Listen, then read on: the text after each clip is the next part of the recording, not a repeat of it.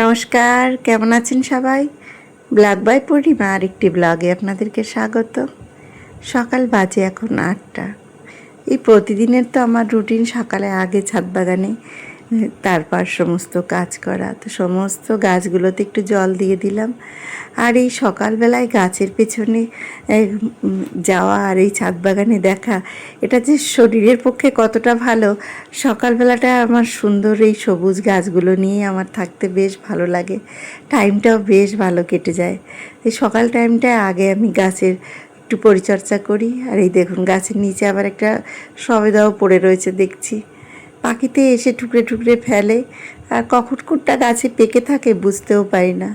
তবে সকালটায় এই ছাদ বাগানে এলে মনটা যেন একদম ভরে যায়। আর সকালে ঠান্ডা ঠান্ডা হাওয়া, সকালে ওয়েদারটা এত ভালো থাকে, ছাদ বাগানে আসতেও ভালো লাগে। আর প্রতিদিন আমার রুটিন করে সকাল টাইমটা আমি মানে এই গাছের পিছনেই থাকি, মনটাও ভীষণ ভালো লাগে।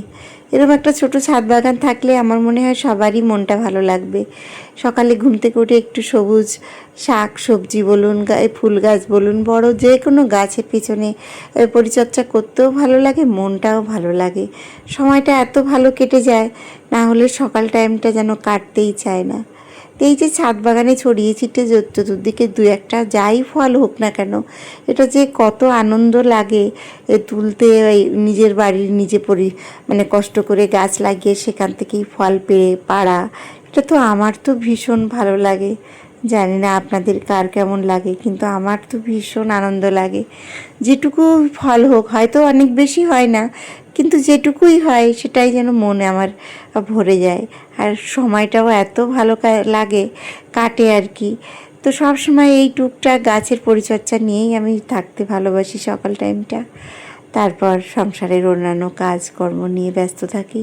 প্রতিদিন সকালে নিয়ম করে আমার এই সকালবেলায় ছাদ বাগান নিয়ে বিজি থাকা, এটা সত্যি আমার মনটাকেও খুশি রাখে, সময়টাও যেন ভালো আমার কেটে যায়। তো এইভাবে আমার সকালটা কাটে। তারপর এখন যাব কিচেনে, কিছু রান্নাবান্না আছে, আবার আজকে একটু বাজার করতে যেতে হবে। এই যে সকালে ছাদ বাগান এলে কত পাখি আসে দেখুন, কত ভালো লাগে, মনটা তখন যেন ভরে যায়। আর এই যে সে দেখুন কি সুন্দর লিলি ফুলটা ফুটেছে। এই যে গরম পড়ছে, এখন আস্তে আস্তে লিলি ফুলে ভর্তি হয়ে যাবে। যেখানে যে গাছগুলো রয়েছে সব গাছে এখন লিলি ফুল ফুটতে শুরু করবে। ছাদটা যেন একদম আলো করে রাখে। যদিও আমার ছাদ বাগানে খুব একটা বেশি গাছ নয়, তবুও যেটুকু আছে সেটুকু নিয়েই আমি আনন্দে থাকি।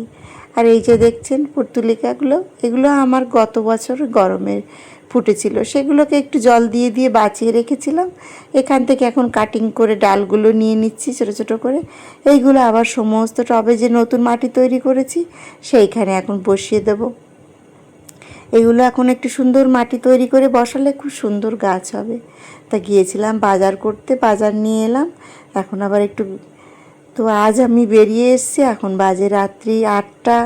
এখন আমি এসেছি সল্টলেক সিটি সেন্টারের সামনেই রয়েছি।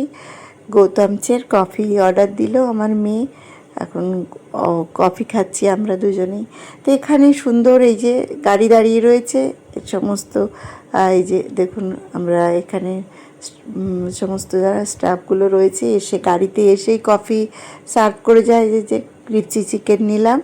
তো এত ভালো এই গৌতমচের কফি, এখান দিয়ে আমরা যখনই যাব, আমরা কেন যত কলকাতার খুবই নামি মানে একটি রেস্টুরেন্ট এটা, তো এখানে এলে কেউ কফি না খেয়ে যায় না। তো আপনাদের চলুন আপনাদের দেখাই। সামনে এই যে সিটি সেন্টার মেট্রো স্টেশন, এই সামনেই রয়েছে গৌতমসের কফি। এখানকার নাম করা একদম কলকাতায়। এই দিকে কেউ এলে গৌতমসের কফি না খেয়ে কেউই যায় না, এত টেস্টি এখানের কফি। মানে একবার খেলে বারবারই খেতে ইচ্ছা করে। তো আমরা যখনই এই সল্টলেকের দিকে আসি তখনই আমি এখান থেকে মানে কফি খাই। আমার মেয়েও, গেছিলাম সল্টলেকে, এসেছিলাম মেয়েকে ডক্টর দেখাতে, ডক্টর দেখানো হয়ে গেছে। তো ফেরার পথে এখানে মেয়ে আমি দাঁড়িয়ে পড়লাম, দাঁড়িয়ে একটু ক্রিপচি চিকেন আর কফি নিলাম। তো এত ভালো লাগে এখানের এই কফিটা খেতে, ভীষণ ভালো লাগে। তো আজকের মতন ব্লগটি আমি এখানেই শেষ করছি। সুস্থ থাকবেন, ভালো থাকবেন, আমার ব্লগটি ভালো লেগে থাকলে প্লিজ একটি লাইক কমেন্ট করে আমার চ্যানেলটি সাবস্ক্রাইব করবেন, সঙ্গে থাকবেন। আবারও একটি নতুন ব্লগে দেখা হবে। বাই।